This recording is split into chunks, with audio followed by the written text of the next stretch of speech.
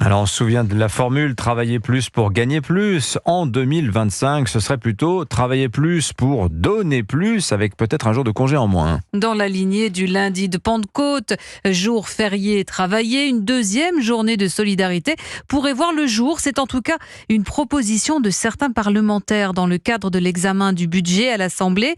Une journée de congé en moins, c'est plutôt tentant financièrement pour le gouvernement, Margot Faudéry. Oui, 2 à 3 milliards d'euros supplémentaires dès l'année prochaine, selon un rapport sénatorial. Des recettes qui permettraient de financer les EHPAD et qui viendraient donc s'ajouter aux 3,2 milliards d'euros rapportés l'année dernière par la première journée de solidarité créée il y a 20 ans.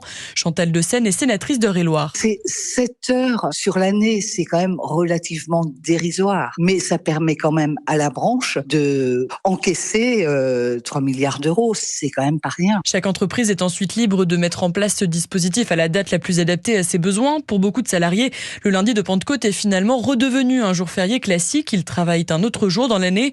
Quoi qu'il en soit, créer une deuxième journée de solidarité ne permettra en aucun cas à la France de régler son déficit structurel, assure l'économiste Bruno Coquet. Qu'il faille travailler plus, ça me semble une évidence. Mais ça ne se traite pas forcément par la suppression de tous les jours fériés et de tous les jours de congé. De son côté, l'INSEE estime qu'ajouter un jour travaillé dans l'année permet d'augmenter le PIB d'environ 0,05 points. De l'activité en plus donc, mais à la marge. Margot Faudéry pour Europe 1.